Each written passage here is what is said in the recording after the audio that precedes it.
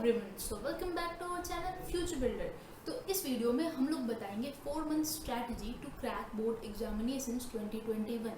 अभी से board examinations होने में कुछ हमारे पास 4 महीने का वक्त है और इस वीडियो में हम अच्छी तरीके से बताएंगे कि कैसे हम अपना प्लानिंग जो है वो कैसे प्रिपरेशन अच्छी तरीके से करें, क्या क्या चीज़ें ध्यान में रखें और अगर आपकी प्रिपरेशन अभी तक नहीं भी शुरू हुई है फिर भी क्या क्या पॉइंट्स को अप्लाई करें ताकि आप बाकी बच्चों की तरह अच्छा कर सकें।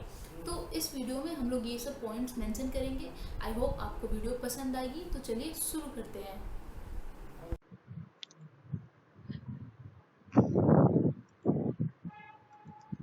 तो गाइज हमारा सबसे पहला पॉइंट ये है कि you have to stick with your syllabus.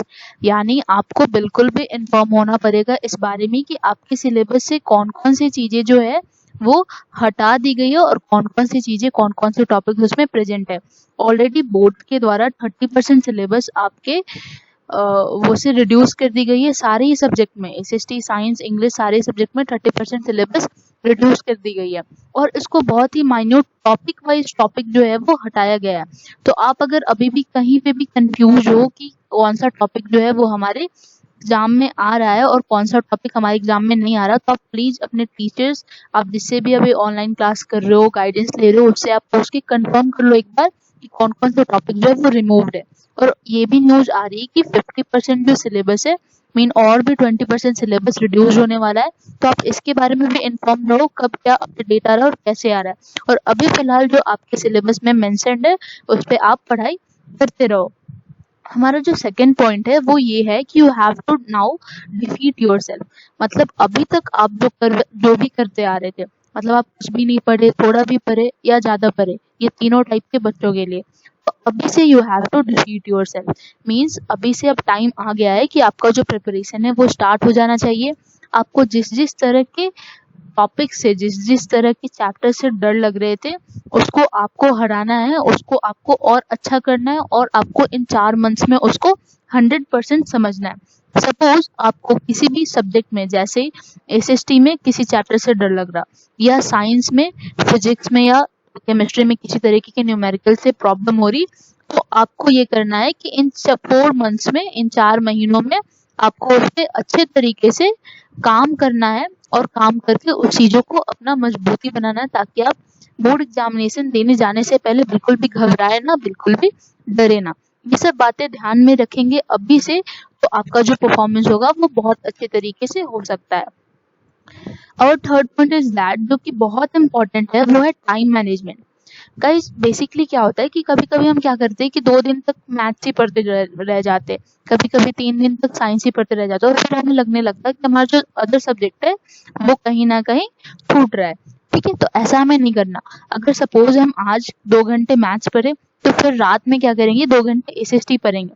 फिर चाहेंगे कि हम साइंस को भी मैनेज कर ले आज के दिन, पर अगर नहीं हो पाता तो उसको हम पक्का से अगले दिन जो है वो करेंगे।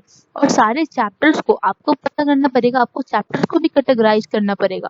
ठीक है, कि कौन से चैप्टर जो है वो बड़ा है, कौन सा चैप्टर मीडियम है और कौन सा चैप्टर जो छोटा है, आपका क्या क्या स्ट्रेंथ है, उस हिसाब से you have to give time on that. अगर आपको इजी है तो ऐसा भी नहीं कि इजी चैप्टर को इग्नोर करके छोड़ दे, उस पर भी थोड़ा टाइम दे, उसको अपना और स्ट्रेंथ बना ले ताकि अभी भी आप पढ़ ले और बोर्ड एग्जामिनेशन में उस चैप्टर को लेके बैठे, अगर वैसा क्वेश्चन आए तो आप आसानी से उसको बना पाए। तो टाइम मैनेजमेंट एक बहुत ही इम्पोर्टेंट फैक्टर है। Be careful with your weak points. यानी आप जब चैप्टर्स करते हो तो पक्का ऐसा होता है कि जैसे पूरा चैप्टर कर लिया और उसमें एक तरह का जो क्वेश्चन है वो नहीं आएगा। जैसे सपोज आपने इलेक्ट्रिसिटी चैप्टर पढ़ ली और आपका एक जो रेजिस्टेंस वाला वो जो सीरीज और कॉम्बिनेशन, पैरेलल सीरीज कॉम्बिनेशन और पैरेलल कॉम्बिनेशन का जो क्वेश्चन है वो कहीं ना कहीं फंस रहा है। तो आपको ये देखना पड़ेगा कि ये जो आपका क्वेश्चन जो फंस रहा है वो टॉपिक आपका एक वीक पॉइंट है, आपको उस पर टाइम देना। और ये टाइम आ गया कि आप उसे टाइम दे, क्योंकि आप अगर अभी से लेट करते हो तो फिर बाद में बहुत लेट होगा।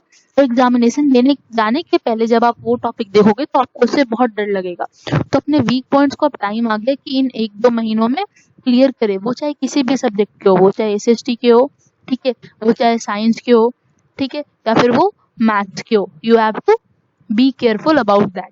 ठीक है, आप एक स्ट्रैटेजी वाइज बना के पढ़ो। कहा चैप्टर्स को कॉलम में बांटो, कौन से जो चैप्टर्स है वो आपके लिए इजी है, कौन से है जो वो मीडियम है और कौन से जो है वो डिफिकल्ट है। ठीक है, आई होप आपको यूजफुल लग रहा है ये सारे पॉइंट्स। तो हमारा fifth point is that PYQS। PYQS, here is the mouse, sorry. तो आपको प्रीवियस ईयर क्वेश्चंस पे बहुत ही ध्यान देना है। मीन्स अगर आपने अभी तक कुछ भी नहीं पढ़ा ना, तो आपको प्रीवियस ईयर क्वेश्चंस बनाने ही बनाने पड़ेंगे, और अगर पढ़ भी लिया तो ये प्रीवियस ईयर क्वेश्चंस जो है वो हमारे नंबर इंक्रीमेंट, परसेंट इंक्रीमेंट में बहुत ही ज़्यादा हेल्प करते हैं। तो ये हमारे PYQS को बहुत अच्छे से आपको ध्यान देना पड़ेगा। लास्ट समय में सारे बच्चे PYQS अच्छे तरीके से करते हैं, और आपको पता, अगर आपने अच्छे से भी पढ़ा है ना, तो आप फोकस नहीं उस क्वेश्चन को कि किस तरह के जो क्वेश्चन है वो बोर्ड द्वारा रिपीट किए जा रहे हैं। तो PYQS previous year question paper, वो चाहे आप ओसवाल का ले लो, अरिहंत का ले लो, कोई सा भी ले लो, आपको प्रीवियस ईयर क्वेश्चन पेपर बनाने ही पड़ेंगे। और अगर कुछ भी नहीं पढ़ा ना, अभी से भी आप बना के जाओ, उसको पढ़ के जाओ, तो पक्का से 60 से 65 मार्क्स जो है वो आपके आ ही जाएंगे हर सब्जेक्ट में। तो इस बात का जरूर ध्यान रखना और ये जरूर बनाना। ऐसी गलती बिल्कुल भी मत करना कि बिना बनाए चले जाना एग्जाम देने के लिए। Do not under estimate language paper. Basically क्या होता है, हमारे टाइम में भी ऐसा हुआ था कि हम लोग हिंदी और इंग्लिश को इग्नोर कर देते। हम लोग सोचते कि इसमें बस थोड़ा सा स्टोरी पार्ट है, थोड़ा सा है, ज़्यादा सा भी 1-2 दिन में कर लेंगे, और फिर हमारा जो ग्रामर पार्ट है। जबकि बेसिकली क्या होता है कि ये दोनों जो सब्जेक्ट है वो कहीं ना कहीं हमारे मार्क्स इंक्रीजमेंट में बहुत हेल्प कर सकते हैं, अगर आपने उनमें अभी से ध्यान दी। और कभी कभी ऐसा भी होता है कि बच्चे इतने ज़्यादा लैंग्वेज पेपर को इग्नोर कर देते हैं कि उसी सब्जेक्ट में, पर्टिकुलर सब्जेक्ट में उनको क्रॉस लग जाता है। तो ऐसी गलती आपको बिल्कुल भी नहीं करनी है। सबसे ज़्यादा बच्चों की गलती ये भी होती है हिंदी में। हिंदी में ग्रामेटिकल मिस्टेक बहुत सारे बच्चों की होती है, और हमें पता नहीं, बहुत सारे बच्चों को इनफैक्ट ये भी नहीं पता होता कि हमें जो लेटर है वो कैसे लिखना है, हमें जो नोटिस बोर्ड है वो कैसे लिखना है, या फिर जो एडवर्टीजमेंट वाले जो क्वेश्चन आते हैं वो कैसे करने हैं। तो आपको इन सारी चीज़ों पे ध्यान देना है। और ग्रामर पे इस तरह के ग्रामर के पोर्शन थोड़े कम कर दिए गए, पर आपका जो ग्रामेटिकल मिस्टेक है ना, वो बिल्कुल भी क्वेश्चंस में नहीं होने चाहिए, अदरवाइज आपके नंबर कटेंगे। और लैंग्वेज पेपर में बेसिकली इम्पोर्टेंट है ये कि आपका जो राइटिंग हो वो काफ़ी साफ हो, तो आप उसको साफ लिखने का भी कोशिश करेंगे। हमारा 7th पॉइंट इज दैट, वही साफ that right answers in a proper way. साफ प्लस प्रॉपर वे।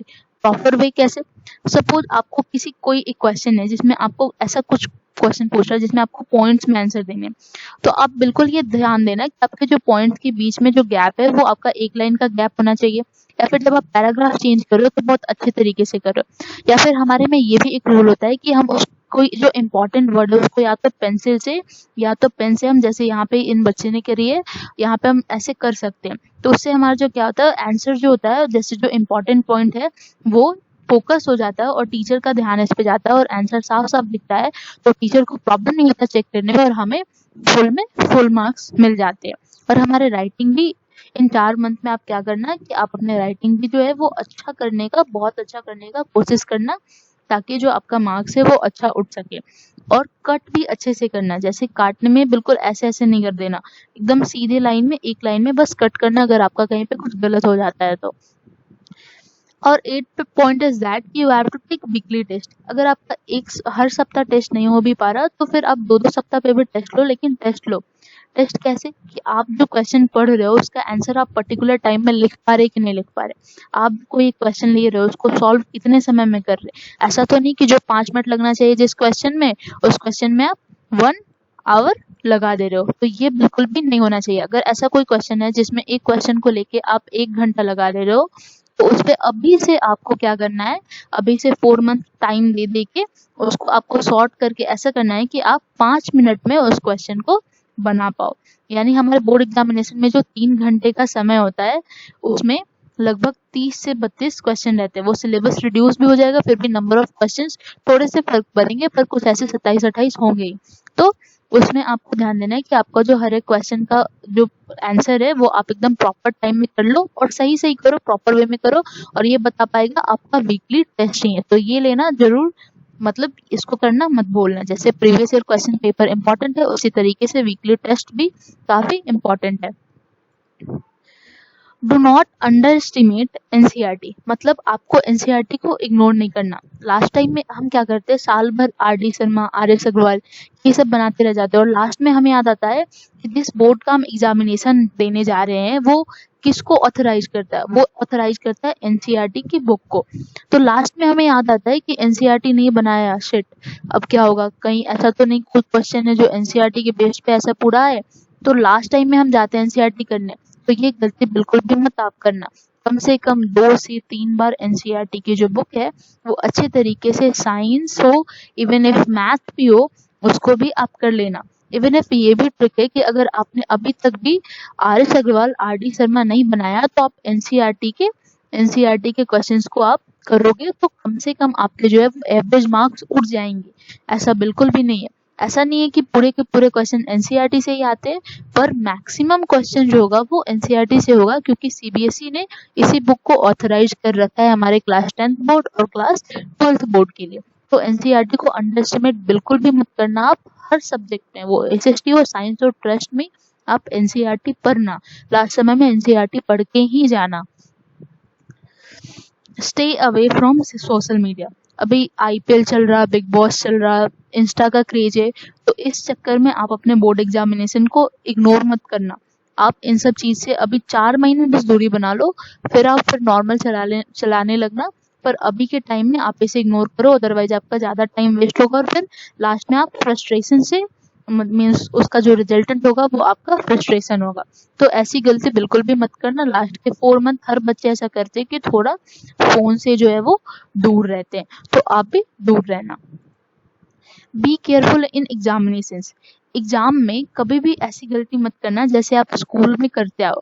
जैसे कभी कभी ऐसा होता है कि हमें घर पे आके पता चलता, शिट मैंने ये क्वेश्चन छोड़ दिया, मैंने ये क्वेश्चन मुझे ये आता था फिर भी ये मैंने काउंट नहीं किया और ये क्वेश्चन छोड़ दिया। तो ये गलती आपको बिल्कुल भी नहीं करना है। क्वेश्चन पेपर पढ़ने के लिए आपको 15 मिनट का टाइम दिया जाएगा। इस 15 मिनट में आप डिसाइड करना है कैसा क्वेश्चन आया है, आपको कहाँ से स्टार्ट करना है। और इवन इफ मैंने अपने टाइम पे ये किया था कि इंग्लिश के पेपर में 15 मिनट का जो टाइम था और हिंदी के पेपर में उसको मैंने पैसेज के आंसर्स निकालने में ही यूज कर लिए थे।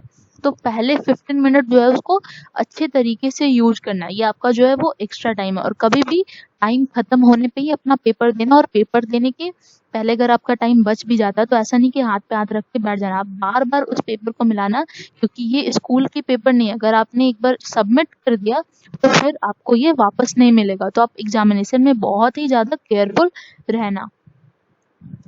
आई होप आपको वीडियो पसंद आया होगा। अगर पसंद आया होगा तो लाइक, सब्सक्राइब, शेयर जरूर करना, अपने फ्रेंड्स में शेयर करना, उनको भी हेल्प मिलेगा। Thank you so much.